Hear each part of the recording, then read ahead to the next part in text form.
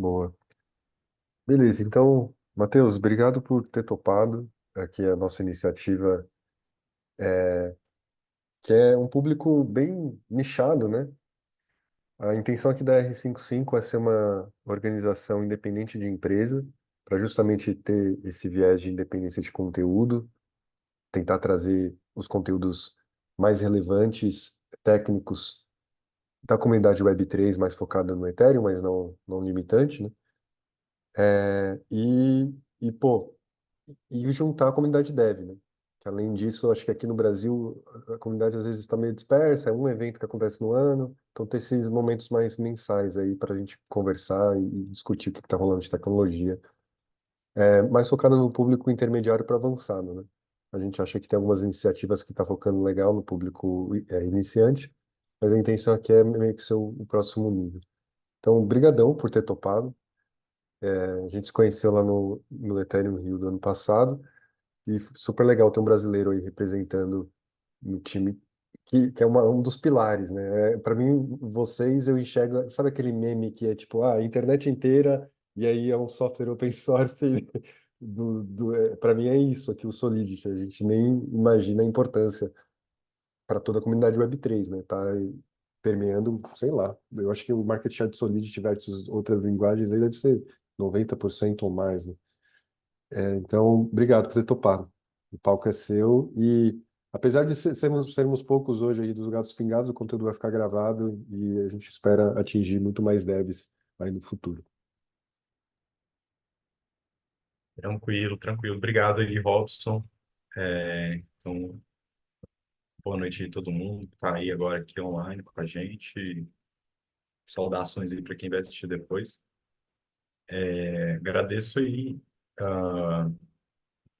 ah, o convite de você. É sempre bom, acho que sempre bom estar aí compartilhando conhecimento, né? Você pediu para falar um pouquinho, né, da minha trajetória, então, né, antes de estar trabalhando aí com Solid, eu fui professor, né, durante um tempo e, então, assim, para mim é bastante gratificante poder vir aqui e passar, né, passar os meus conhecimentos e explicar um pouquinho mais de Solid para vocês. Então, já falando um pouquinho da minha trajetória, né, eu sou formado em ciência da computação pela Universidade Federal de Uberlândia, tenho mestrado em inteligência artificial também. E a meu caminho, assim, né, na área de Web3 começou de uma forma um tanto abrupta, ou às vezes, como eu costumo falar, eu caí de paraquedas, né, atrás né, das linhas inimigas, né, ou lá no centro é, dessa área aí da Web3, porque, como eu falei, depois de fazer meu mestrado, eu trabalhei um pouco e depois atuei por 8 anos como professor, né? Então, era professor da Rede Federal, do Instituto Federal do Triângulo Mineiro, professor 8 anos, e decidi, né, procurar voltar assim para a indústria, trabalhar na indústria, e, enfim, né, acho que foi uma questão assim, né, de timing ali, né, na hora apareceu uma vaga no compilador de Solid, e, e eu achei muito interessante, né, porque além de ser um compilador open source, como você falou, é uma ferramenta aí que ela é fundamental, ela é muito importante para o funcionamento da Ethereum como um todo. Então, né, foi aí nesse momento então que eu entrei na área de Web3. E aí eu vim por, né, acho que é uma forma até, assim, é bastante, acho que não convencional aí essa trajetória, até porque para estar atuando lá no Solid, a gente escreve o compilador em C++, então não, né, não era necessário, né? Não era uma coisa que estava sendo buscado no perfil alguém que tivesse na área de cripto, na área da blockchain, né? Mas apesar disso, o que eu percebi, né? Então aí trazendo essa visão minha de fora, né? Até uma visão com alguém que eu tô com um professor, o que eu percebi é que é uma área que tem uma demanda muito grande e que tem muita coisa para ser feita, né?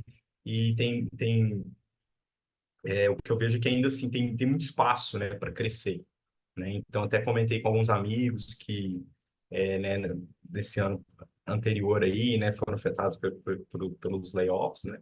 Até comentei com eles, né, aprende Solid, né, vai para a Web3, porque é uma área que tem muito potencial, tem muita coisa acontecendo e tem uma demanda muito grande de talentos, né? Então, eu acho que a minha trajetória então foi por esse lado, né? Então, tinha uma demanda no compilador de Solid por desenvolvedor C++, né? E, como eu falei, por questão de timing, na hora eu estava exatamente procurando um trabalho na indústria e foi uma coisa que foi uma oportunidade que se alinhou muito com que eu, o que eu estava buscando, né? Ou o que eu vivia ali como professor, né? Então, eu professor da rede pública, quando apareceu para mim a oportunidade de trabalhar no projeto Open Source, né, para mim foi mais ou menos como, enfim, né, para mim eu estou continuando nessa questão de estar trabalhando para o público, né, e acho que isso é bastante gratificante por si só.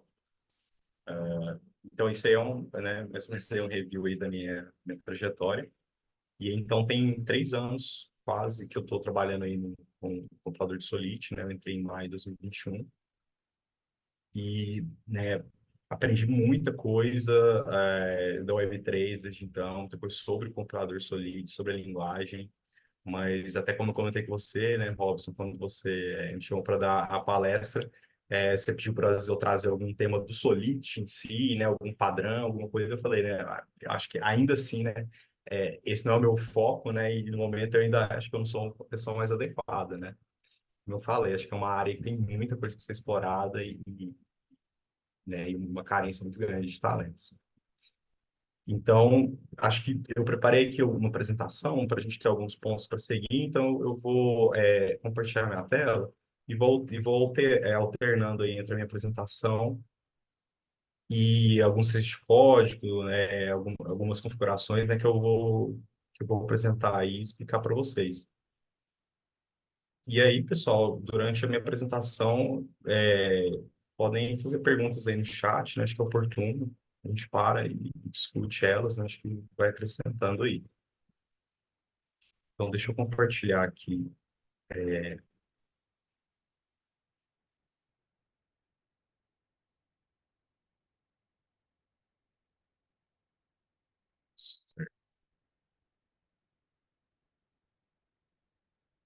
Tá aparecendo aí para todo mundo? Legal, né? Sim, Então, pô, legal. Então,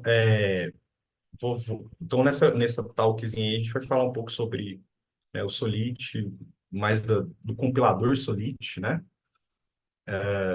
O IU, e apresentar para vocês um pouquinho, né, sobre otimizações, esses detalhes, né, que às vezes a gente fica só no Optimize Go Through lá, né, só liga o otimizador, ah, e às vezes não sabe, ou às vezes tem um certo receio de se aprofundar lá em detalhes que existem, né? Então, vou falar aqui só, né, esse aqui só para a gente delinear aqui os tópicos básicos que a gente vai organizar, né, como eu falei, a gente vai alternando aí entre código e slides, né?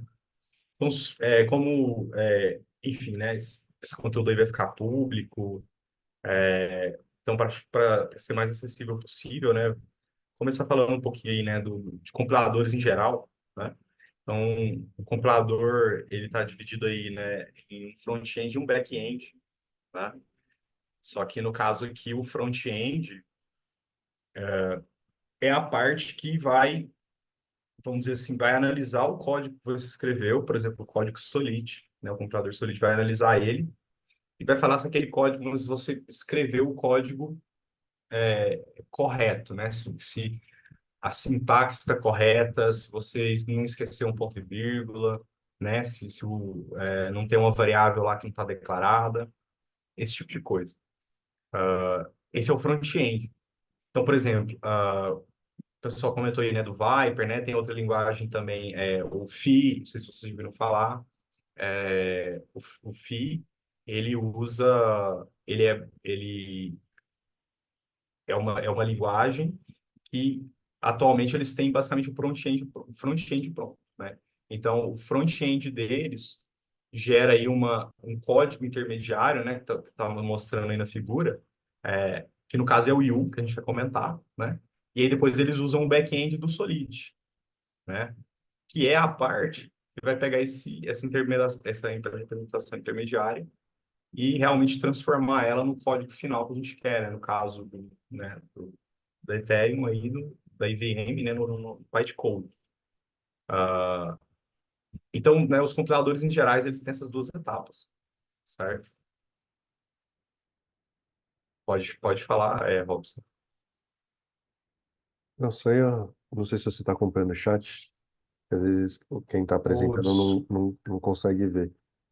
não apareceu para mim. Deixa eu ver aqui.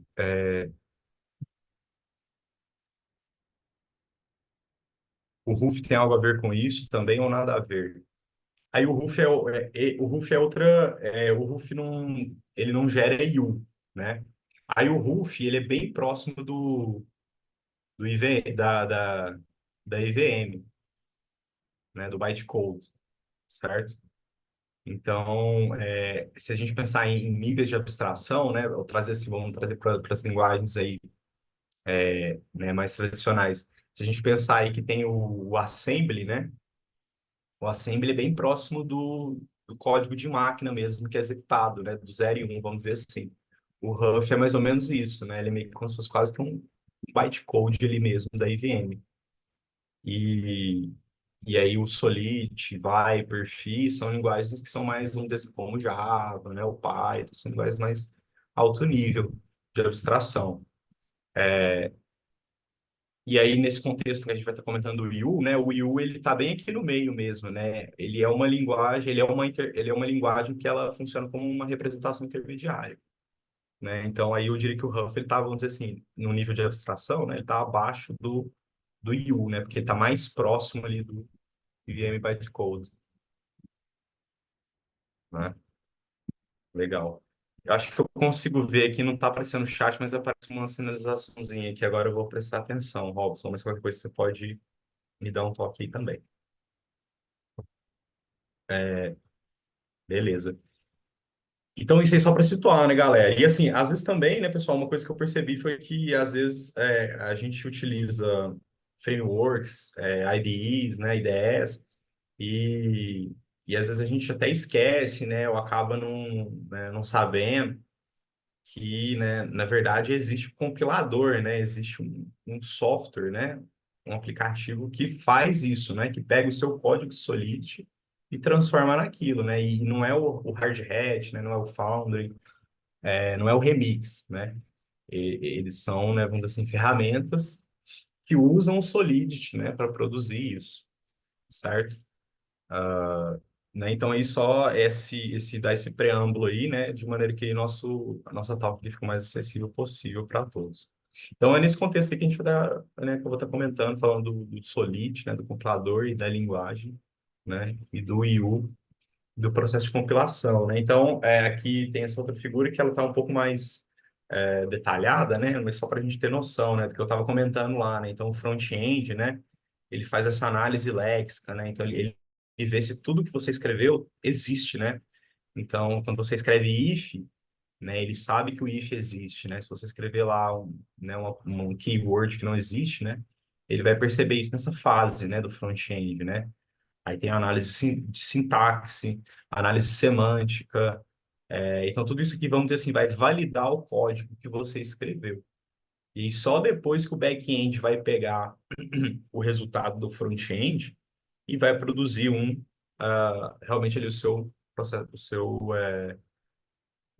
programa aqui, né, alvo, target program, que é no caso nosso aí, é o IBM Bytecode. Tá? Então, isso aqui só para a gente ter vamos dizer assim, um overview e uma visão bem top-down, o que acontece quando a gente fala do Solid da compilação, do processo de compilação. E aí, antes um pouquinho de falar do Solid, do IU em si, né, queria comentar aí sobre os pipelines, né? Até porque a gente está preparando aí uma mudança, né? Entre esses pipelines, né? Que é o pipeline legacy e o pipeline, vamos dizer assim, o VIA IR, né? O que usa o IU, né, que usa essa representação intermediária. Então, o pipeline legacy, né, é o que é a configuração default padrão hoje do compilador. Então, se você não fizer nada, não escolher nada em relação ao outro pipeline, que é o VIR, né, que usa o U, essa é a opção padrão que está habilitada, né? E aí, o pipeline legacy, basicamente, o que que ele faz, né? Ele transforma o código Solidity numa representação intermediária, que é o AST, né, que a gente fala, que é uma árvore, tá? Uma estrutura de dados, uma árvore, essa Abstract Syntax Tree. E aí, diretamente dessa representação dessa árvore, ele já cria o EVM bytecode, né? Então, quando você liga uma otimização no Pipeline Legacy, né, são otimizações que vão ser feitas sobre o bytecode que foi gerado, tá? Não é sobre o Solid, né? O compilador ele não otimiza o seu código Solid, né? Ele otimiza o resultado, né, que foi gerado, ele otimiza, dá uma pós-processada, né, vamos dizer assim, otimizando ele, e aí gera um bytecode mais enxuto, né, um tamanho menor e com um custo mais barato, né? E aí depois a gente vai ver, eu vou comentar, né, os detalhes. Dependendo da situação, você às vezes vai querer priorizar um tamanho menor, né? Porque aí é uma questão de você perde e ganha, né? Quanto menor o tamanho, você vai ter um custo maior, né? E para, às vezes, minimizar o custo, né? Ou para minimizar o custo, você tem que aumentar o tamanho um pouco. Então, tem um trade-off ali, né? Esse perde e ganha aí. Mas isso aí tem um parâmetro na otimização que a gente consegue controlar também, né? Geralmente, quando a gente vai fazer o deploy, né, do contrato, ele vai rodar só uma vez, né? Então, a gente não vai se preocupar aí muito com o custo dele, né? Mas com o tamanho.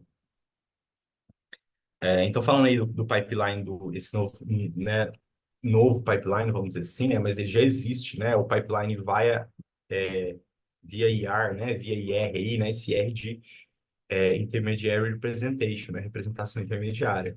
Então, essa representação intermediária é o U, né, que é essa linguagem que a gente vai falar daqui a pouquinho, tá?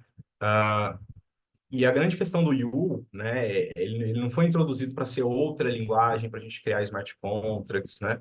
Ele foi introduzido mais para ser realmente uma linguagem intermediária de representação para ajudar na otimização e para ajudar em resolver problemas, né, como o stack to deep error, né, que é um erro muito comum no pipeline legacy, tá? Que é um erro que acontece, que é uma limitação da IVM, tá? Da Ethereum Virtual Machine. Não é uma limitação do Solid, não é uma limitação do compilador Solid, tá? É uma limitação assim, é uma limitação do compilador Solid, no sentido de que o código gerado dele, né, às vezes cai nessa situação da EVM, né, em que ela limita, né, o tamanho da stack, da pilha.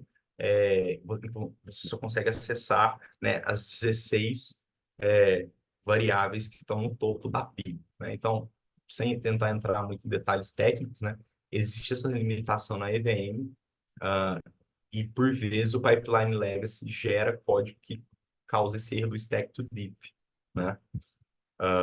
E aí é um erro que, né, acho que é um erro dos mais odiados aí no Solid, né, nas pesquisas que a gente faz.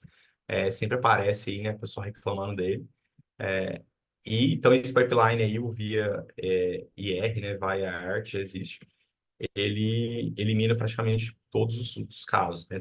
Sobram alguns corner cases ali que ainda incorrem nesse problema, mas aí tem coisas que a gente pode fazer a nível de Solid ou mesmo a nível de U para melhorar isso, né?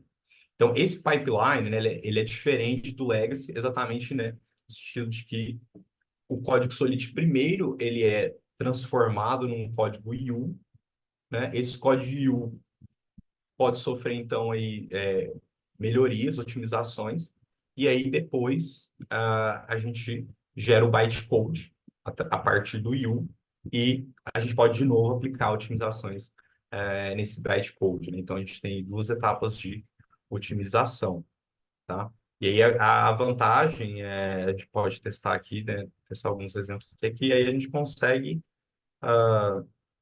né, um código bem mais otimizado, né? Porque no nível do U a gente consegue fazer coisas que a gente não consegue fazer no nível do bytecode, tá? Né? E aí isso aí fica bem visível para a gente e acho que para a comunidade como um todo aí na solução dos stack do Deep Errors, né?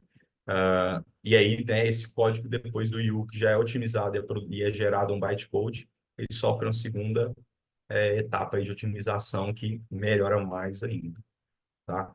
Ah, então, esses aí são os dois pipelines que existem hoje, tá? Então, se você não está configurando nada disso, tá, no seu projeto, ele está compilando nesse Legacy, ok? Se você, e eu vou mostrar aqui, posso mostrar aqui, se você configurar o VAR, aí você vai estar entrando nesse pipeline aqui.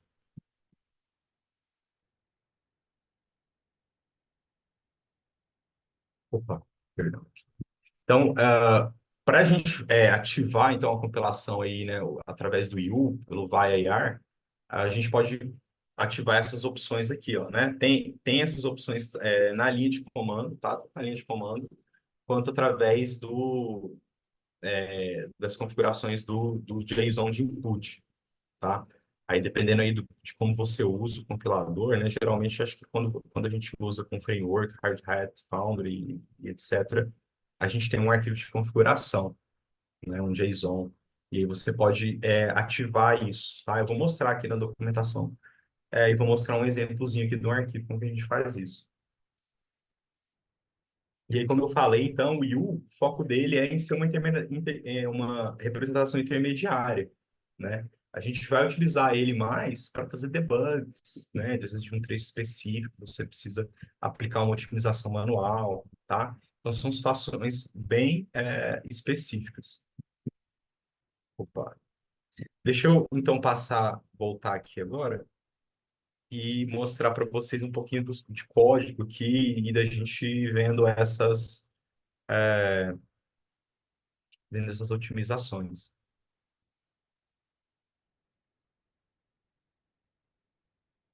Vou colocar outra tela aqui. Eu acho que eu vou ter que colocar minha tela inteira para poder trocando mais fácil, né?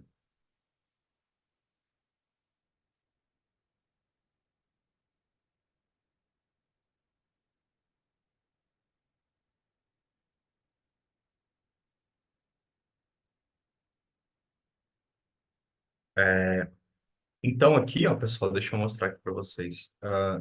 Aqui um exemplo, tá?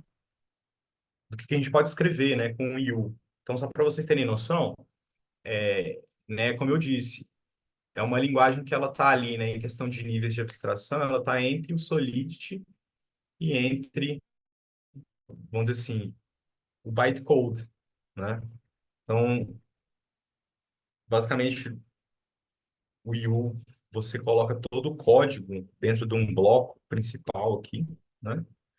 E aí você pode fazer várias coisas. Você pode ter funções, você pode declarar variáveis, você pode acessar diretamente instruções como funções, né? Então, aqui, por exemplo, né, ó, estou pedindo para carregar posição zero, né? Dar um memory load, aí um mload, né? Na posição zero, né? Atribuindo aqui numa variável que eu declarei, let x, né?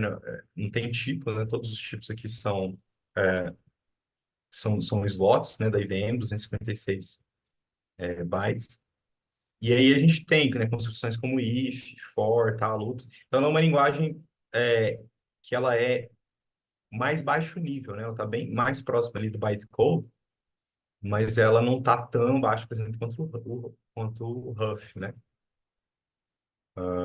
Então, esse aqui é o tipo de coisa que a gente consegue fazer. A gente consegue também declarar funções, tá? Pode declarar funções, tá? Elas têm tipo de retorno, elas têm, é, elas têm parâmetros. Mas, como eu falei, o objetivo do U, né, não é a gente estar escrevendo smart contracts nele, tá? O que a gente vai fazer, se a gente precisar fazer alguma coisa nele, é inspecionar o que está acontecendo com o código, né? Então, aqui agora, eu estou utilizando aqui a linha de comando, tá, pessoal? Porque basicamente é assim que eu uso o compilador, né? Assim que eu me sinto mais confortável com ele, tá? Mas basicamente o que eu estou fazendo é o que eu vou estar fazendo é o que você faz quando você usa aí o seu framework, a sua IDE, você manda compilar, né? Eu vou usar aqui só a linha de comando, porque eu já estou mais acostumado, né? Então, esse latest aqui é a última versão, do nosso compilador. Então, por exemplo, eu criei aqui um arquivo de teste, tá? De Solid, né? Não sei se eu preciso aumentar aí o código, tá muito pequeno ou tá legal? Dá para ver, mas acho que se der um zoom um pouquinho, melhor. Deixa eu dar um zoom.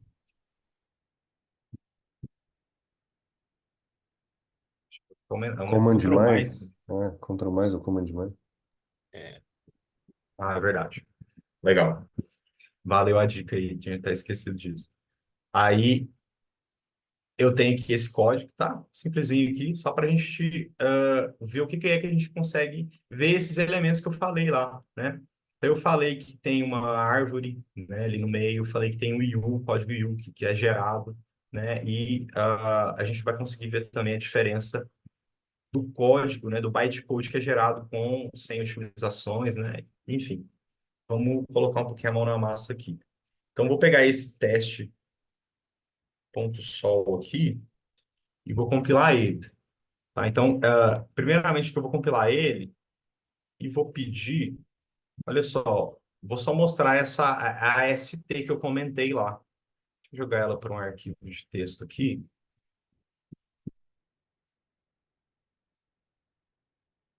tá? Para a gente conseguir ver o que eu estou falando.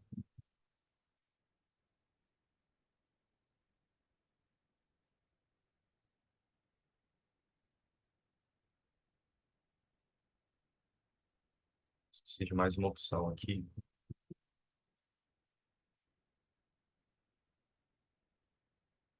Legal. Tá? Todas as opções, pessoal, são opções do compilador que vocês vão configurar. Tá? Aqui eu estou colocando direto na linha de comando. Mas, por exemplo, se você der né, se você olhar na documentação, né, tá, o próprio help aqui do compilador mostra todas as opções para nós. Então, aqui voltando, né, naquela árvore que eu comentei, tá? Então, aquele código, né, que a gente tem aqui, ó, ele foi transformado numa árvore, né? Então, não sei se todo mundo familiarizado com uma árvore, né? Mas basicamente o que a gente vai ter, né, no caso lá, né, eu tenho um contrato, né? Então, eu tenho um contrato C aqui, ó, e aí dentro dele eu tenho aquela função F e eu tenho o X, né? Então, a árvore é essa estrutura aqui, ó. Né? Acho que todo mundo, às vezes, já viu alguma coisa desse tipo, né? Então, ele vai tendo, ele vai criando, tá? O compilador Solid, ele cria essa representação, né? Então, lá tem uma coisa acontecendo assim, né?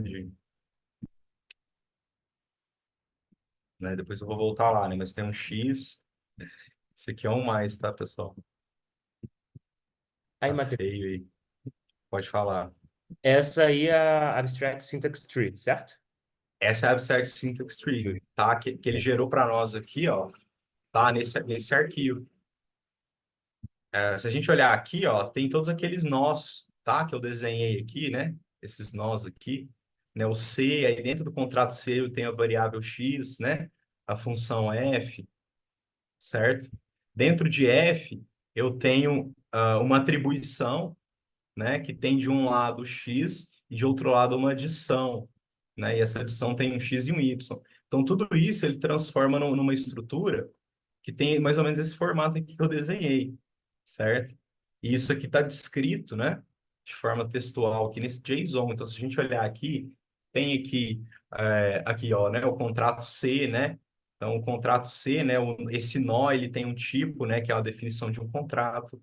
E aí a gente tem várias outras informações que estão aqui, né? Como, por exemplo, essas informações aqui, elas são importantes para as IDEs, por exemplo, né?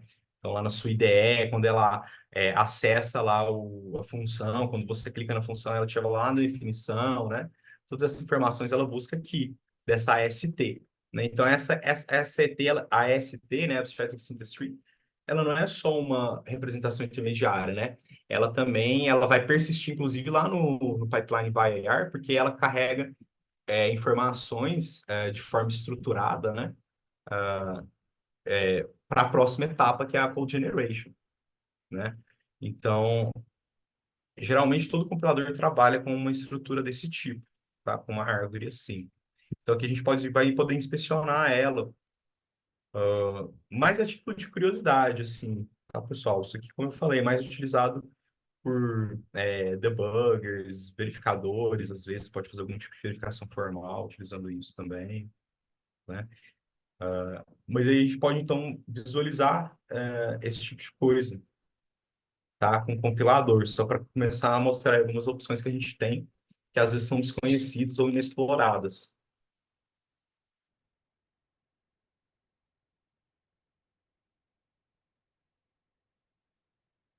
Então, continuando aqui, né? Vamos ver aqui um pouquinho mais sobre os pipelines, né? Que eu comentei. Acho que eu vou aumentar aqui também um pouquinho o meu Acho que terminal o aqui, Ctrl né? mais funciona também. Funciona também. Ixi, ainda não está funcionando. O Ctrl Tá Shift fácil. mais, talvez. Vou testar isso. Não, mas acho que agora tá legal, né? Ah, então, outra coisa que dá para fazer também, né, vamos testar aqui os pipelines, as otimizações. Então, por exemplo, quando a gente só pega o pipeline, o legacy, né, que a gente chama lá de legacy, a gente consegue já ver uma diferença nas otimizações. Então, eu vou mandar compilar o nosso teste.sol e agora vamos ver o bytecode dele, né, que ele vai gerar. Esse aqui é o binário mesmo, né? Vamos ver aqui o assembly, né? Então, vamos dar uma olhada lá no VS Code.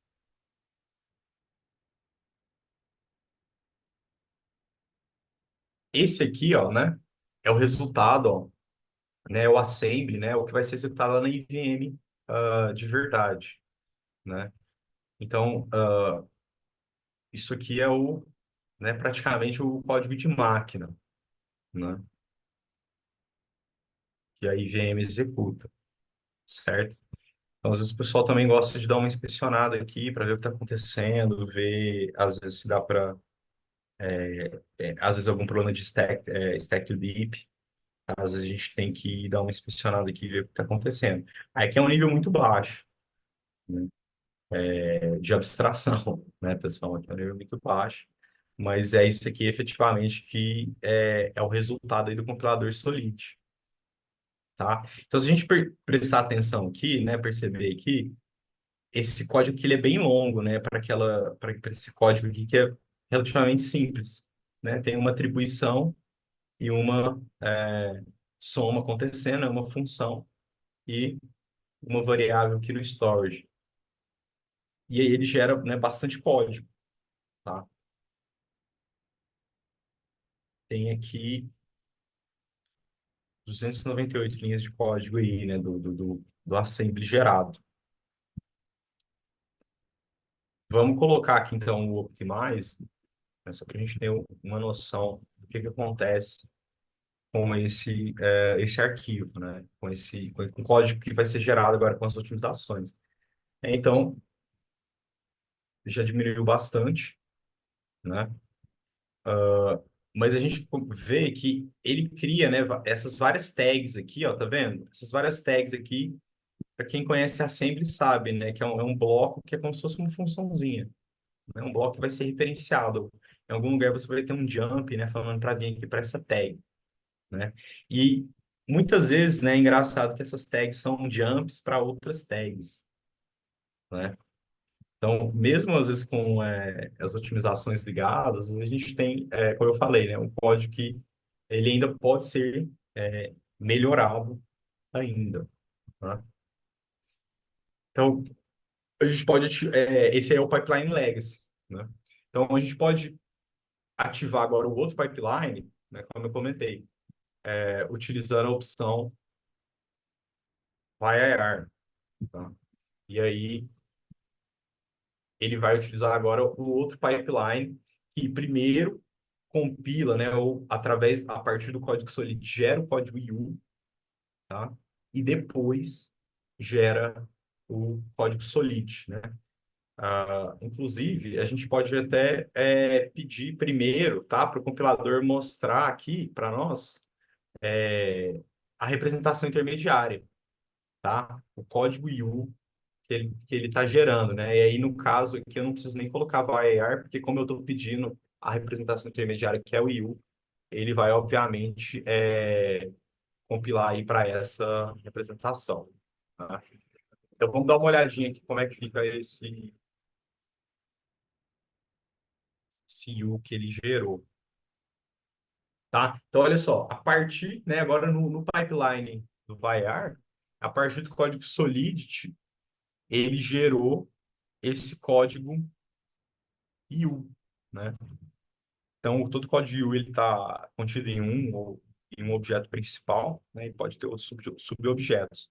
Então, aqui a gente tem, né, se a gente for fazer um contraste com o bytecode, né, na forma do assembly lá que a gente viu, aqui agora a gente tem um nível de abstração maior, né, mais alto. Então, a gente tem funções, atribuições, as instruções da IVM elas são referenciadas aqui como, né, funções que recebem parâmetros. Então, é mais fácil até mesmo para a gente inspecionar esse código, né? Então, o objetivo do IU é realmente esse, né? É ser realmente uma representação intermediária que facilita a otimização pelo computador, mas facilita também, né, a intervenção humana aqui, fazer uma otimização manual ou também, principalmente, né, fazer uma auditoria. Certo, pessoal? Então, aqui a gente vamos dar uma olhada aqui, tá? Tem muita coisa acontecendo aqui também, né? Para aquele código simples, tá? Mas a gente vai perceber que o compilador ele gera várias funções, né? Engraçadas, né? Assim, vamos dizer. Por exemplo, essa função aqui, né? Shift left 0, né? É uma função que pega um valor e transforma ele,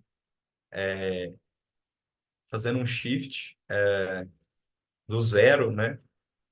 Tantas vezes esse valor, né? Então faz, enfim, né? Um código, né? Com as otimizações, a gente vê que esse tipo de coisa que some, né? Ou esse tipo de coisa que, por exemplo, vira só isso, né? Vira só essa operação direto, tá? Sem ter uma função, uma atribuição para um novo valor e etc e tal, né? E outras coisas aí, vamos dizer assim, mais complexas acontecendo no meio do caminho. Então, vou colocar aqui, jogar um parâmetro, né? O optimize aqui, porque aí ele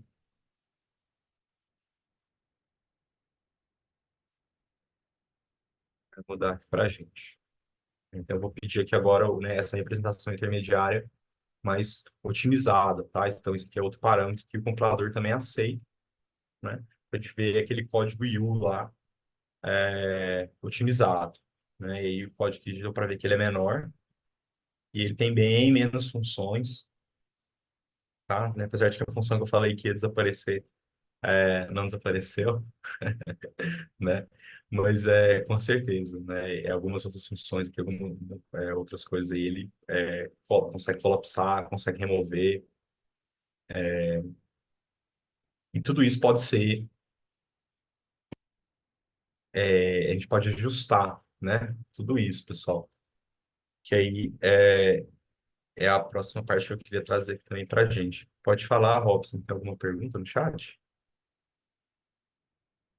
Essas funções IR aparecem em todos os contratos, independentemente de serem usadas? Não, elas vão ser, vamos dizer assim, específicas, né, ou dependentes do contrato contrato Solid que foi passado para o compilador, tá? Geralmente tem coisas, né, que são, vamos dizer assim, que sempre aparecem, né? Então, por exemplo, essa primeira parte, toda vez que a gente olha, às vezes a primeira parte de um contrato, né, deploy dele, sempre tem esse trecho de código aqui, ó, né? Sempre tem esse MS Store aqui, tá? Esse jump AI aqui. Então, às vezes tem coisas que, vamos dizer assim, tem alguns helpers, né, que ele gera, né? Essas funções, no final das contas, elas são todas helpers, né, que ele vai gerando, que elas, vamos dizer assim, são universalmente utilizadas, né? Lá, aquele MS Store que eu comentei lá, né? Sempre aparece, né? Se você pegar qualquer contrato e compilar, você sempre vai ver que tem esse MS Store aqui, tá? Então, assim, tem algumas coisas que às vezes você vai ver que elas estão sempre aparecendo, tá? Mas é porque elas são utilizadas, beleza?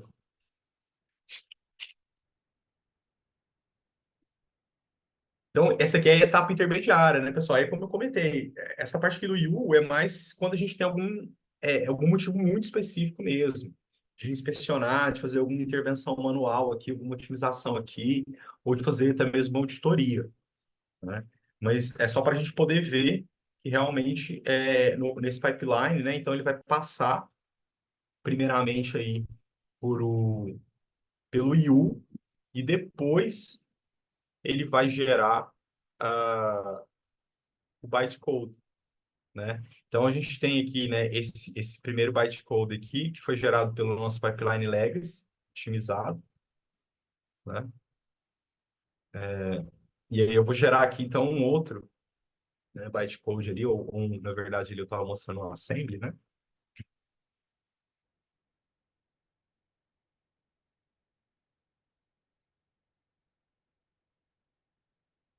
E aí eu vou chamar ele de vou colocar aqui assim, e a gente pode dar uma olhada nele também.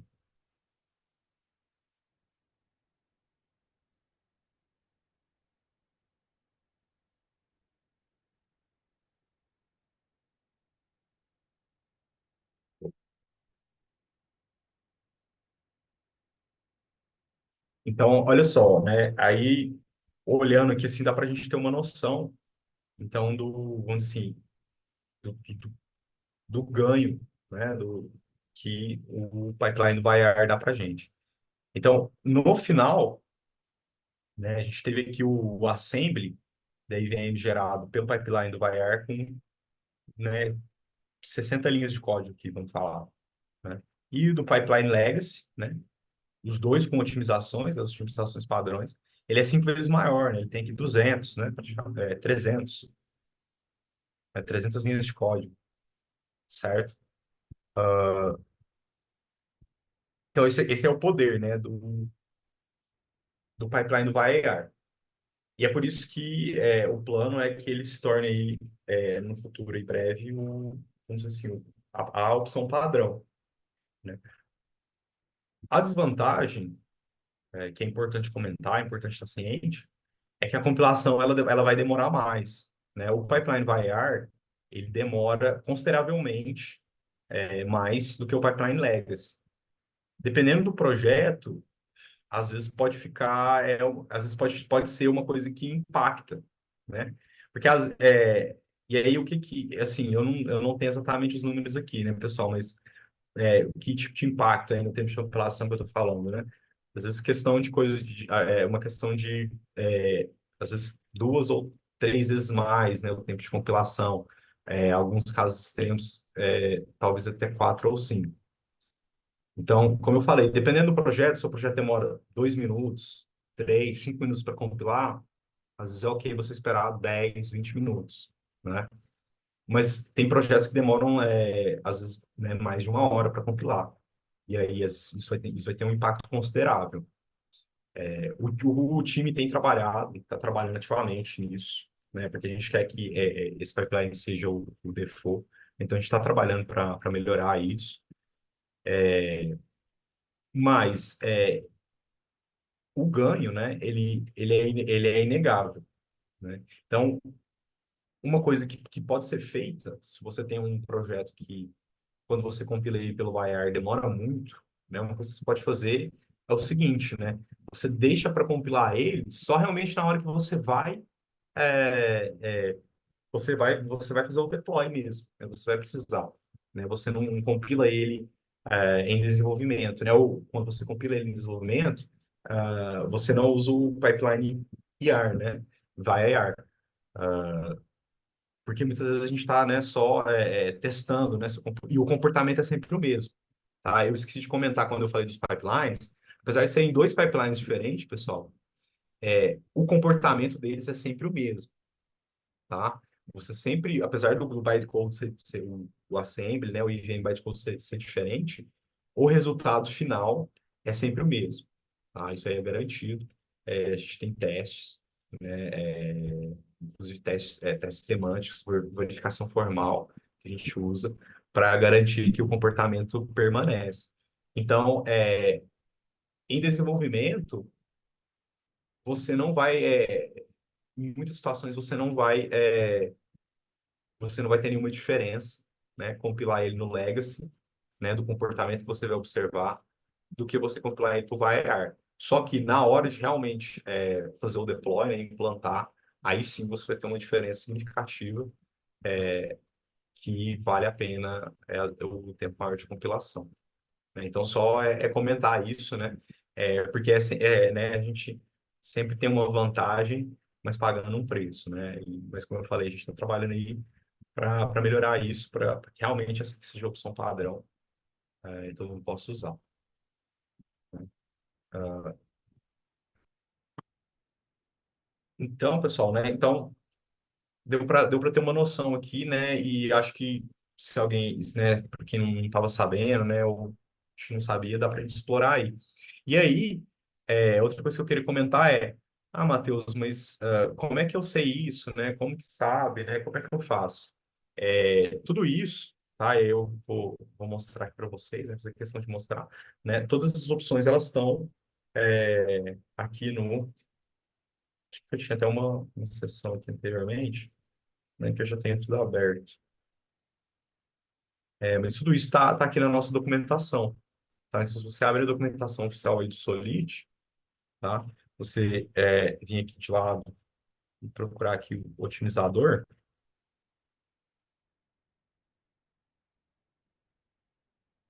aqui, ó, otimizador, né, na parte de internals, é, né, então todas essas opções elas vão estar descritas aqui, tá, pessoal? Né? Todas as opções que você precisa para ativar.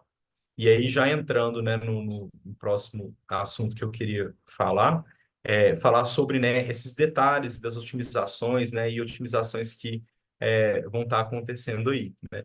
Existem algumas otimizações que são ligadas, né, que acontecem por padrão, tá? Você só consegue desligar elas através aí do que eu vou mostrar aqui para vocês, né, que é essa interface input-output aí do JSON, tá? Então, por exemplo, o Pip Hole, né, que ele faz otimizações do tipo, né, esse tipo de otimização aqui, ó, né? Então, se a gente olhar aqui nesse código assembly, né, ele tem essa instrução aqui, né, para duplicar, né, a instrução que está acima dele, né? Então, isso aqui, na verdade, originalmente, tá? Originalmente, isso aqui era isso aqui, né? Tá? Então, uma das otimizações que aquele Pip Hole lá faz a hora que ele vê esse tipo de coisa aqui, ele fala assim, é mais barato ao invés de ter essas duas coisas aqui, eu mandar duplicar esse zero que está aqui na pilha, né, no stack, que isso aqui é um push zero, né, tem essa instrução lá, tá? Enfim, é mais barato eu fazer isso aqui, né? Apesar de que se for um zero mesmo, tá, pessoal? Agora com a nova versão do Cancu, aí é o contrário, né? Mas aí o compilador consegue levar isso em consideração, né, quando ele gera o código, né? Se eu compilar esse código aqui usando a versão do Cancun, né, ele vai estar com outro zero que eu acho que na última que a gente não vai conseguir gerar. Mas vamos ver se eu consigo mostrar isso aqui agora. Mas, né, outra, né? E aí já aproveito para mostrar, né? A gente também pode, né? Selecionar qual versão que você quer. Mas acho que geralmente, às vezes a IDE, né? Ela faz isso para você.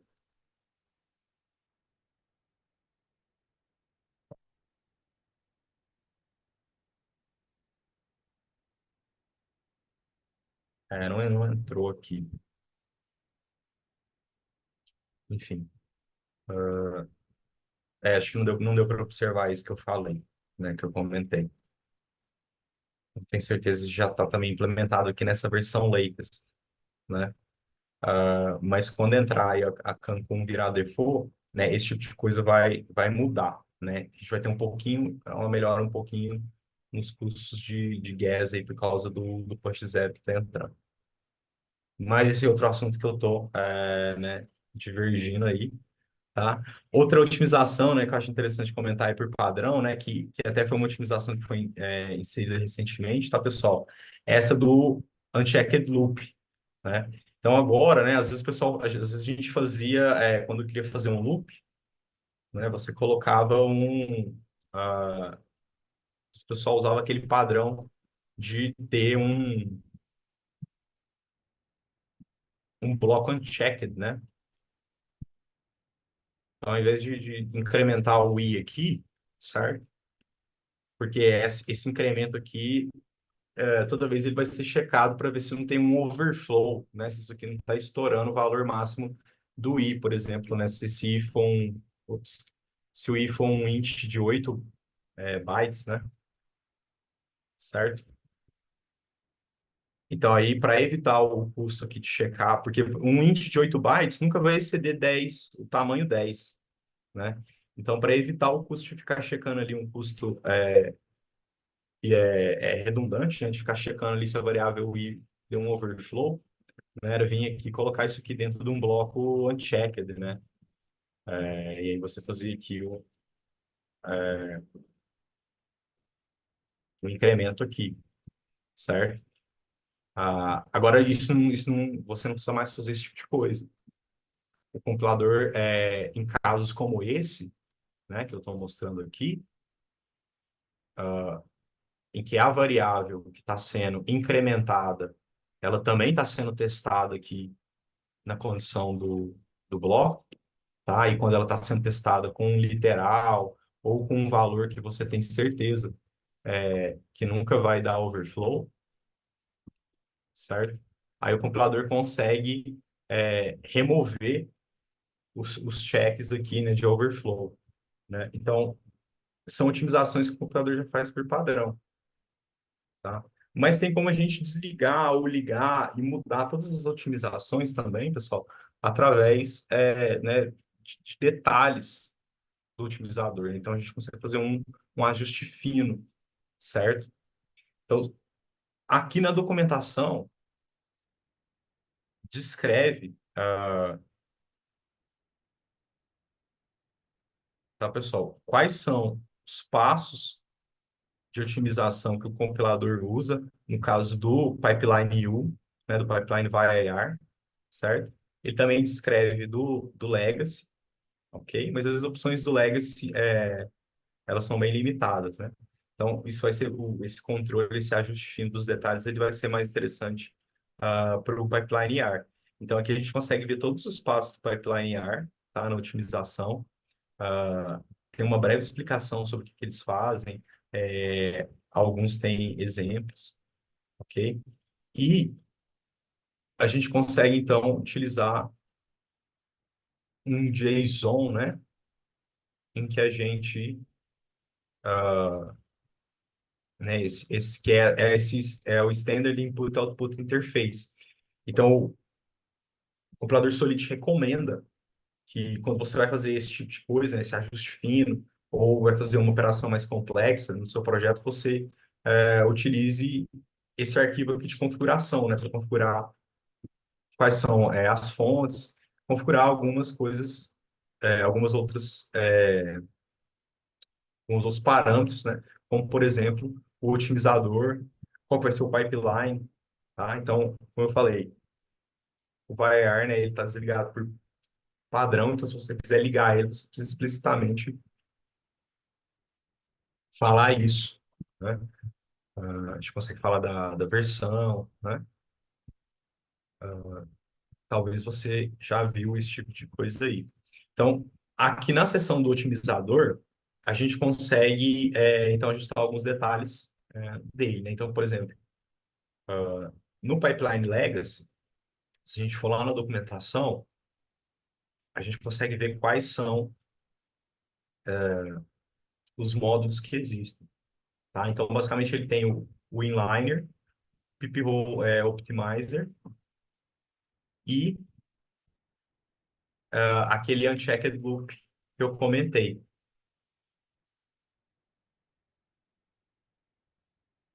Tem na parte da interface, deixa eu mostrar aqui.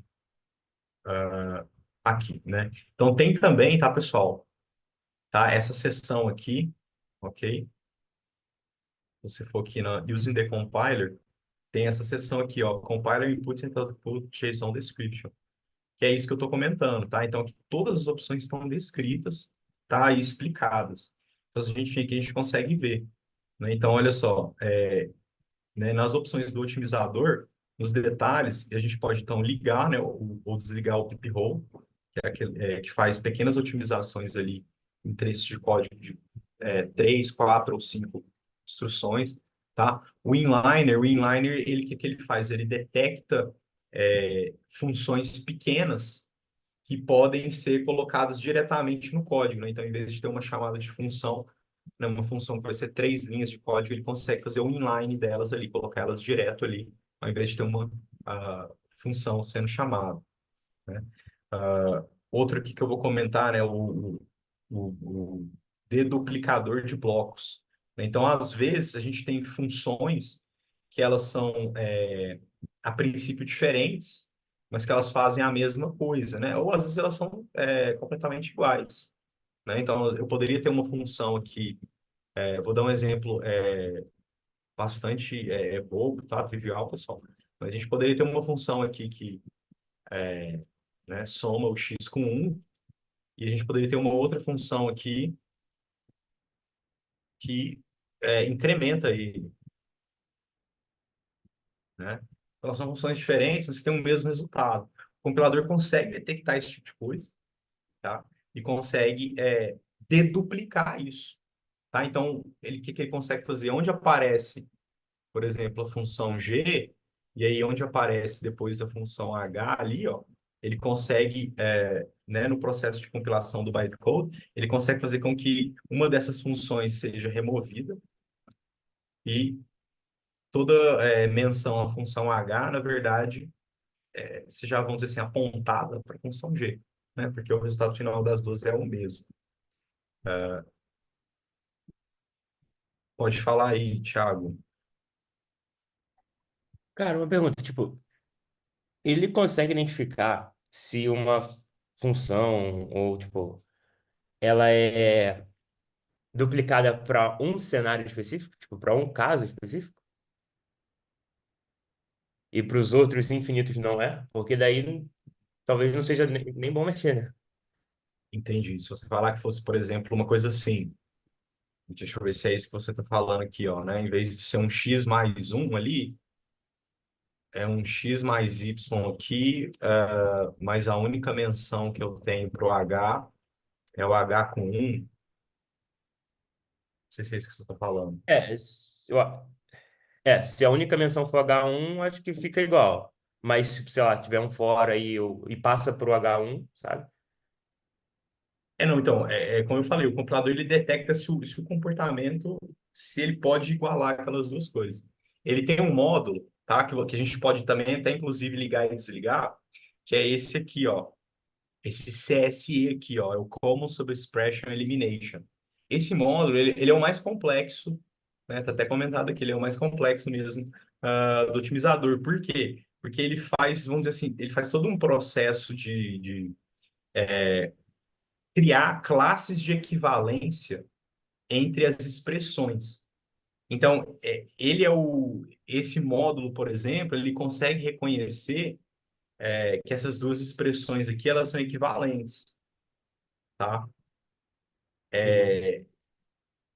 Então, assim, se realmente aquela... Então, assim, é num nível... É que eu falei que, né, que são duas funções iguais, né, na questão do duplicar, né? Mas tudo isso é feito, vamos dizer assim, quem faz o trabalho de base é aquele CSE lá. E aquele CSE, ele trabalha no nível de expressões, né? Então, para ele falar que essa função é igual a essa, é porque todas as expressões dela são equivalentes, né? Então, no caso aqui, né, se fosse uma coisa assim, né? Porque ele viu que falou assim, não, realmente todas as expressões são equivalentes. Se existe um caso em que elas podem ser diferentes, tá? Aí ele não faz, né? Por exemplo, acho que eu entendi mais ou menos o que você falou. Se a gente tivesse aqui um if, é, vamos dizer, if x menor que 10, eu incremento. Aliás, vamos começar assim, né? If true, né? Então, se eu tenho aqui um if true, pô, eu posso falar que esse H é equivalente ao G, realmente, né? Porque isso aqui sempre vai acontecer, da mesma forma que isso aqui sempre vai acontecer. Provavelmente o compilador consegue detectar isso, tá? Até porque antes do CSE detectar que eles são equivalentes, né? Tem etapas do compilador que vão detectar que esse teste que é É desnecessário sempre. É. e vai remover ele, tá? Então tem etapas também que vão detectar isso, né? E vão transformar isso aqui nisso, né? Hum.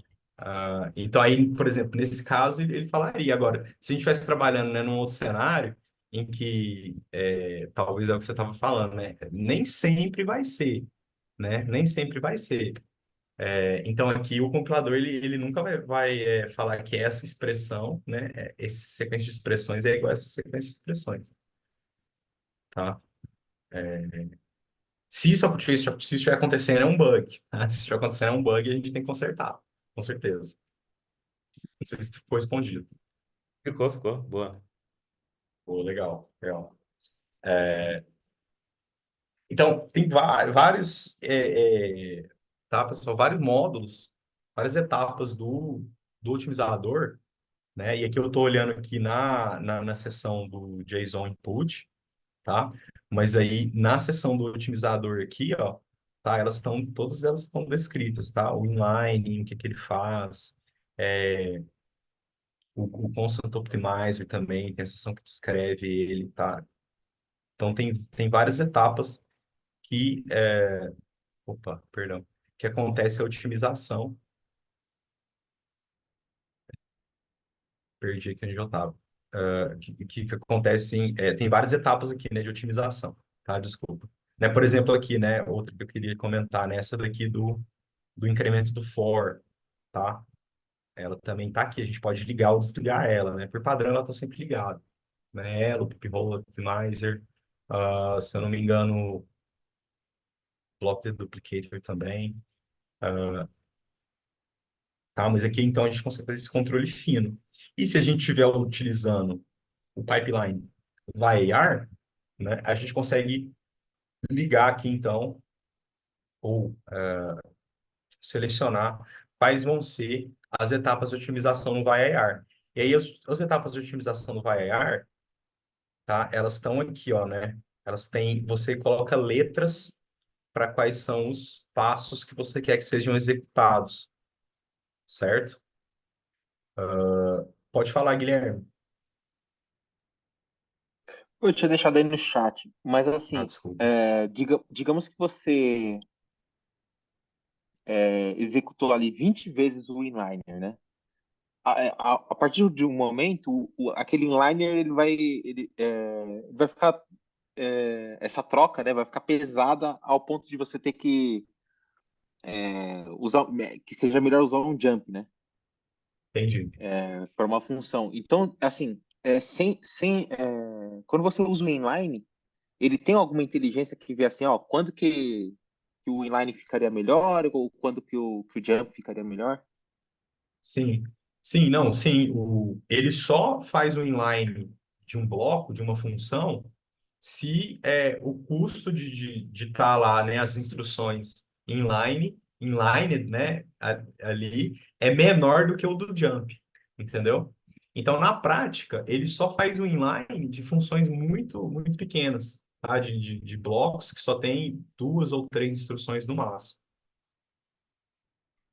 E isso é interessante porque às vezes a gente fica com medo de quebrar uma lógica que ela seja muito pequena para ter uma legibilidade melhor no código em Solidity e por receio de gas e tal, tem o jump e tal. E essa dominar esse inline daí é interessante, tipo, porque assim, no, na camada mais alta ali você tem uma legibilidade melhor, né? Você consegue separar melhor as coisas que você está fazendo, mas assim, o que está acontecendo por debaixo você não precisa se preocupar, né? Sim, sim. E aí, acho que é importante frisar que quando eu estou falando, né, dessas otimizações e, por exemplo, do inline de um bloco com 2 ou 3 instruções, né, eu estou falando de instruções de U ou bytecode mesmo, né? No caso ali, o inliner ele trabalha no nível do bytecode, né? Então, o que eu recomendo assim, a princípio, é, claro, né? Assim, né? Seguindo, você não vai também procurar fazer a coisa do jeito mais custoso, né? Mas assim, a princípio, acho que assim, às vezes se preocupar demais com otimizações, né? É um pouco prematuro, né? Então, eu acho que assim, é interessante usar o otimizador do compilador, fazer o ajuste através desses detalhes aqui, testar uma outra configuração diferente, primeiro, do que partir, às vezes, para, vamos dizer assim, para uma otimização agressiva ou uma otimização mesmo no nível do Solidity, tá? Como eu falei, né? Claro, né? A gente não quer ficar também fazendo coisa, vamos dizer assim, que é desnecessária, né? Mas acho que também ficar se preocupando em otimizar enquanto você faz o código Solid, eu acho que tem que ter um momento separado, entendeu? E aí, nesse momento separado, você, inclusive, fazer os testes, utilizando esses detalhes aqui, né? Mudando flags aqui, tá? De otimização. Beleza? Ficou respondido? Legal, legal. Tá? Então, aí, como eu falei, né, pessoal, tem até alguns detalhes aqui que eu passei e não comentei, né, mas essa flag, por exemplo, runs, né, ela é uma flag aqui que dá uma, vamos dizer assim, fala quantas vezes dá a intensidade que você espera que seu contrato vai ser executado, né? Então, se você tem um contrato que ele vai ser executado só uma vez, né, ele só vai fazer um deploy, só vai fazer uma vez, né? Então, você coloca o parâmetro aqui, por exemplo, para o otimizador. Aí o otimizador ele vai entender o quê? Ele vai falar assim, esse código aqui ele não vai ser executado muitas vezes. Então, é mais interessante fazer a otimização com um viés, né, buscando um tamanho de código menor, certo? Economizar no tamanho do código, do que economizar no custo de gás daquele código, né? Porque eu vou rodar ele só uma vez, certo? Agora, quando eu coloco um valor de runs maior, aí o compilador vai para o outro lado. Ele fala assim, não, eu vou sacrificar um pouco do tamanho do código, mas eu vou ter um código é, que custa menos gás, né, para executar. Pode falar aí que tinha alguém querendo perguntar? Bom, hoje eu aprendi, porque eu sempre achava que esse parâmetro runs aí era a quantidade de vezes que o otimizador ia rodar em cima do mesmo código. Tipo, ficar tentando de novo, de novo, de novo otimizar algo que já foi otimizado. Caralho. Não, não. Não. Na verdade, Uma dúvida. sim. Tem como você configurar isso por contrato? Ou é uma configuração que ela tem que ser, tipo... Porque assim, pensando no caso, né? Bem que você passa um contrato por vez, né? Pro compilador, né? Eu acho que aí seria mais o nível do framework de conseguir definir isso por diferentes contratos, né? É uma boa pergunta aí, Felipe. Eu não tenho certeza, mas eu acho que você não consegue definir isso por contrato, tá? pelo menos nada que indica que você pode fazer isso. Até porque aqui no nosso input aqui, né, a gente vai ter essa seção aqui dos sources, que a gente vai falar quais são os nossos, né, os nossos arquivos aqui. Tá? Então, eu acredito que a gente não consegue fazer essa distinção por arquivo, não. Mas é uma boa pergunta. Tipo, pensando assim, né? Às vezes você tem alguns contratos que estão no hot path, assim, e outros contratos, eles são, sei lá, só para inicialização, ou então, tipo assim, vão ser usados muito raramente ali. Então, seria interessante ter, né, essa possibilidade. É, Mas, nossa, acho que às vezes a solução seria fazer, né, uma compilação separado aí, se for possível, né? aham, interessante. Acho que com o Founder dá para usar uns profiles diferentes, se for o caso. Entendi. Talvez ele consiga fazer isso, criar É, essas compilações em etapas diferentes, né? Mas no final das contas integrar aí tudo como se fosse um só. pô, Rob, achei o tema pro próximo meetup, hein? Profiles de Foundry. Interessante. Eu nunca usei Profiles de Foundry. Cara, dá pra você fazer umas Oh, coisas legais, assim, tipo, versões diferentes de compiladores e tal. Já salvou minha vida, já. animal. Bom tema aí. Bom tema para as próximas, né? Então, voltando aqui, né, pessoal, para a gente ir finalizando. Aqui, então, aí a gente tem as flags aqui do pipeline do VAR, né, do IU.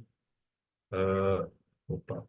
Então, aqui agora, a gente consegue vir aqui e olhar, né, cada flag dessa, tá aqui na seção do U, né, U Based Optimizer aqui, tá, dentro da seção do otimizador. E aí, cada, né, letrinha daquela lá vai ser uma etapa de otimização do U, certo? E aí aqui a gente também consegue ver, né, por exemplo, deixa eu pegar um que a gente ainda não comentou, né? Mas ele tem várias, talvez seja mais simples, né? Mas, por exemplo, né, Dead Code Eliminator, tá? Então, às vezes até mesmo como um subproduto da otimização, acaba que fica funções que estão lá sobrando, né? Que elas não são chamadas, que elas acabam sendo, né, eliminadas, certo? E aí, então, essa etapa aqui, ela elimina, né? Então, o que eu recomendo aqui, o que eu queria comentar aqui desses optimizer steps aqui do pipeline VAR é o seguinte, é que se você deixar isso aqui em branco, tá? O compilador ele tem uma sequência padrão que ele usa, tá? Que é essa sequência aqui. Eu vou até abrir aqui essa issue aqui do projeto, né? Que é exatamente o que eu comentei, né? Que a gente está investigando maneiras de fazer com que esse pipeline de otimização seja mais rápido, né? Então, essa daqui a sequência padrão do compilador, tá? Então, é interessante até ver ela para ver o que o compilador faz, né, por padrão. Mas é interessante também testar, né, e buscar, talvez, sequências diferentes para o seu projeto. Tá? Uma coisa que eu queria chamar a atenção aqui é para o seguinte: toda vez que a gente tem né, isso aqui está escrito na documentação, né? Cada letra dessa é uma etapa, né? E quando você tem a letra dentro dos colchetes, né? Quer dizer que aquela etapa vai ser repetida, tá? Até que você não tenha nenhuma melhora ou até que ele atinja o número máximo, que é 12. Tá? Então, até acho que foi a pergunta do Felipe aí, né? Ou enfim, foi o comentário de alguém aí que falou que achava que o runs, né, era quantas vezes o otimizador ia rodar, né? Não, mas o otimizador ele tem os seus limites internos, né? Que ou ele vê que não está tendo melhora, tá? Ou então ele chega aí nesse limite aí de 12 iterações para cada passo, né? E aí ele para. Tá? Então, essa daqui é a seção, é a sequência padrão, né, de etapas de otimização que o computador usa. Mas como eu falei, né? Essa etapa aqui, ela é essa sequência aqui, tá? De passos, pessoal, de etapas, ela é uma sequência que, como ela é a sequência padrão, ela vai procurar abranger, né, de maneira geral, todos os projetos, né? A maioria dos projetos, tá? Então, até por isso que às vezes ela é um pouco lenta, né? Então, por isso que é legal, por isso que é interessante, né? Num momento separado, né? Quando você estiver aí fazendo uma análise do seu código, de pontos que você pode melhorar as coisas, é também ter uma etapa que você dá vamos dizer assim, uma brincada aqui, né? Então você mexe aqui em alguns parâmetros, tá? Troca a ordem, tira alguns loops, né? E vê os resultados no seu projeto, certo? E aí, pessoal, isso aqui também, assim, tá? São detalhes que são mais avançados, né? Eu até deixei aqui mais para o final e não vou ficar entrando em detalhes de cada um desses passos, tá? Porque, assim, são coisas mais avançadas mesmo, né? E são coisas que, de novo, elas estão acontecendo, tá? Não no nível do Solid, tá? Elas estão acontecendo ou no nível do U, né? Tá? Ou no nível da IVM, do bytecode, tá? Do assembly, certo? Vou mostrar aqui para vocês né, o IU, tá? Ou tá acontecendo aqui, tá, pessoal, nesse nível do IU, certo? Ou tá acontecendo aqui mesmo no nível, tá, do bytecode aqui, ok? Tá? Só para a gente não fazer nenhuma confusão aí e achar que às vezes ele tá trabalhando aqui no meu contrato, tá? Ele tá, né? Apesar de que o que você escreve aqui no nível do Solid, né, vai se refletir lá no código IU, né, no código no bytecode final, ok? Bom, então vou encerrando por aqui, tá, pessoal, essa apresentação, essa talk. Estou aberto aí a algumas mais dúvidas aí que eventualmente alguém tem para perguntar agora no final. Mas quem quiser depois entrar em contato, perguntar, falar mais alguma coisa, comentar, tá aí meu e-mail.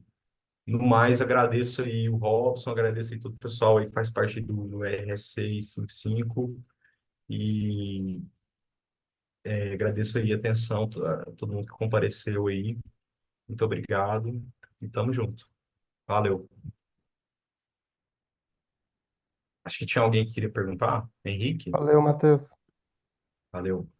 Opa, eu Eu tenho queria uma aí. só, para finalizar, primeiro, obrigado pela apresentação.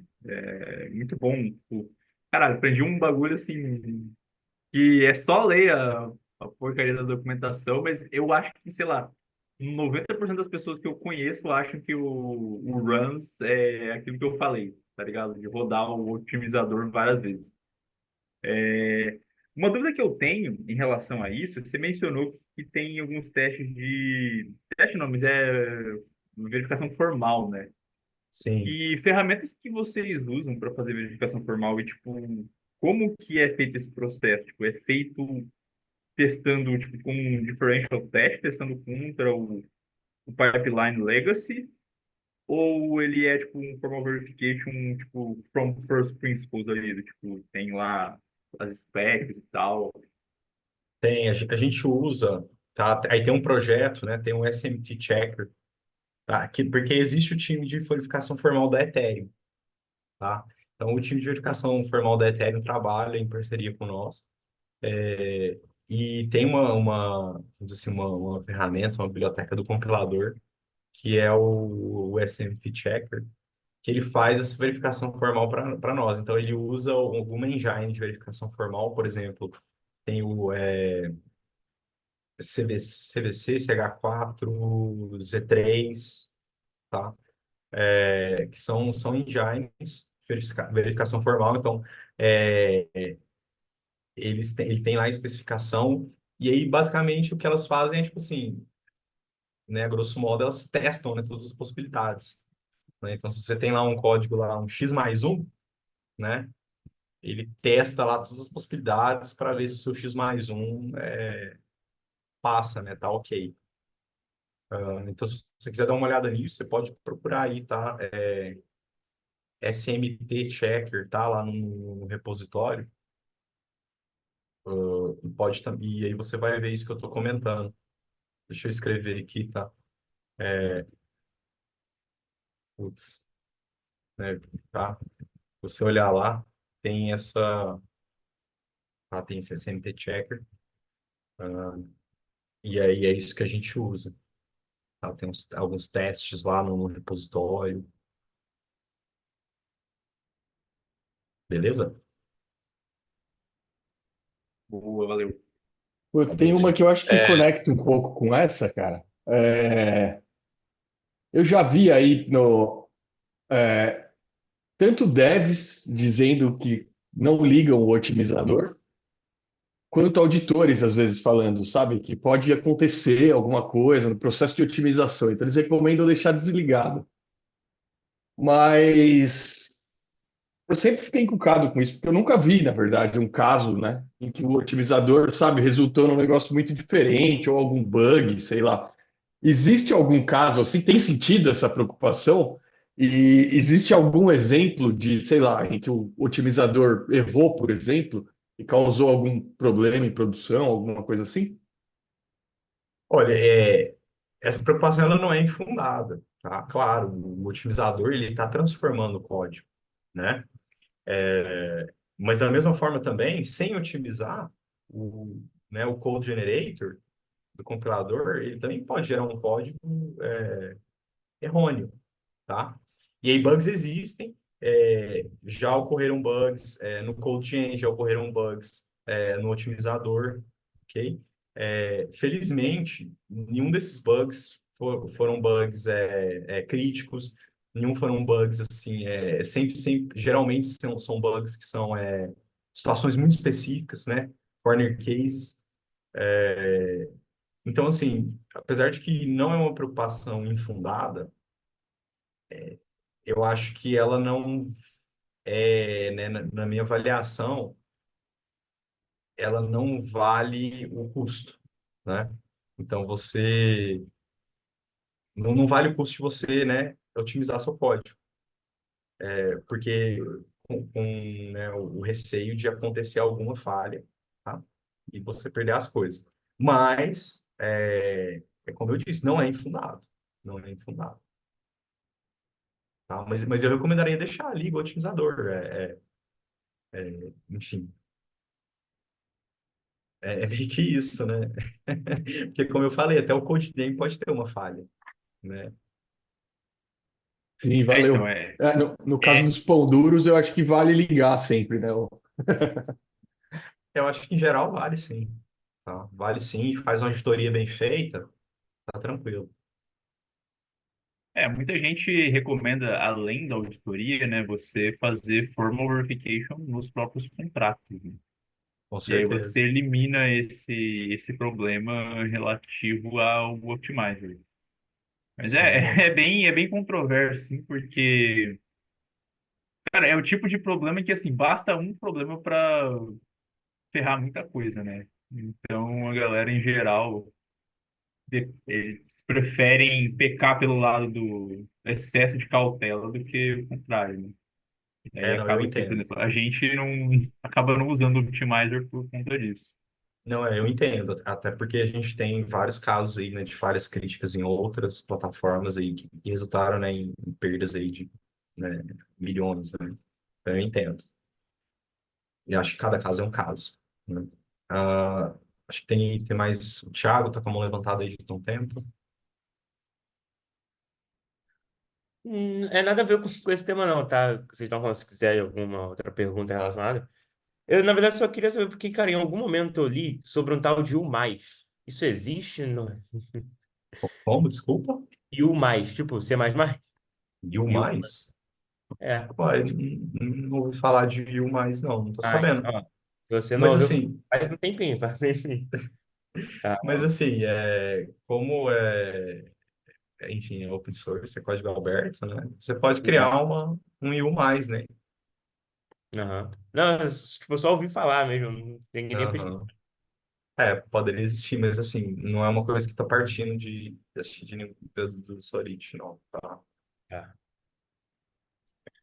Opa, é, tá me ouvindo, pessoal? Opa, beleza. Pode Opa. falar. Oi, Matheus, aqui é o Jeff. Queria te agradecer porque não sei se o pessoal sabe, mas acho que quando uma vez vi alguma coisa no GitHub do Matheus e aí eu vi que acho que ele tinha acabado de entrar na equipe do Solidity. Aí convidei ele para fazer parte lá do grupo, né, de devs.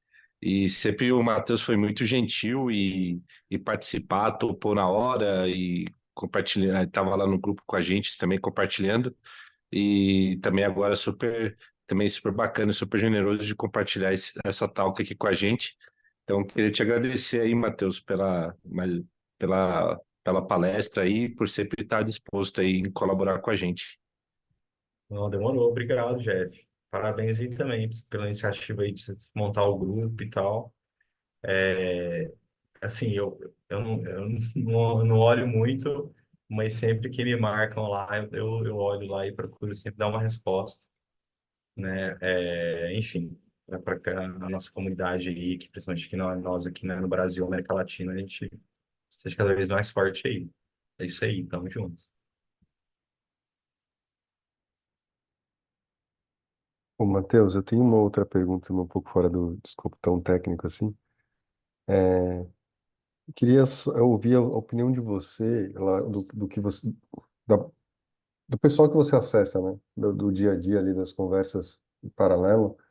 Qual que é a visão que você tem, sobre o custo alto que a gente tem, que eu acho que isso é uma das grandes barreiras de entrada hoje em desenvolvimento de smart contract de segurança, né? E o Henrique comentou aí, da verificação formal. Puta, seria excelente que todo mundo fizesse verificação formal, mas é inviável. E aí a gente fica naquela ovo-galinha, né? Putz, eu preciso Uhum. lançar um código Tem coisa que bom nem para ter dá para usuário. verificar formalmente. É. Aí eu fico tipo, eu preciso lançar um código bom para ter usuário, mas eu preciso de dinheiro primeiro, dinheiro demais. Então, para mim é uma grande barreira de entrada hoje esse custo de segurança, né? Como que você enxerga isso? Assim, eu vejo, assim, a minha visão é que eu acho que tem relacionado com o que eu comentei um pouco no início, né? Acho que eu vejo que a área é uma área que é muito nova, né? Então, sei lá, fazendo uma metáfora, assim, uma analogia aí meio louca, né? A gente chegou entendeu? Em outro planeta, né? Inabitado, mas cheio de coisa para explorar, né? Cheio de coisa para descobrir, cheio de coisa para ser feita. Então, assim, né, tem muita coisa para ser explorada, muita coisa para ser feita, mas a gente acabou de chegar, né? A gente acabou de chegar e então é meio que isso, a gente está um pouco nesse momento ainda mesmo, né? Assim, essa é a minha visão, né? A gente está um pouco nesse momento ainda, em que vai ser necessário um esforço, vai ser necessário um pouco de tempo para as coisas maturarem, para a gente ter, por exemplo, mais ferramentas automatizadas de verificação formal, para a gente ter mais gente, mais auditor na área, mais gente trabalhando nisso. E, e eu acho que assim, né, a Web3, né, a cripto, a gente tá numa vanguarda, né? A gente está numa vanguarda, porque no dia a dia, né, a galera a galera assim tem uma visão até folclórica, vamos dizer, né, quando a gente fala de cripto, de Web3, de blockchain, né, é uma coisa que ainda está muito longe, né, de uma realidade cotidiana. Eu acho que até mesmo no norte global, né, lá nos Estados Unidos, na Europa, tudo, né, apesar de que está um pouco mais próximo do que é para nós aqui no sul global.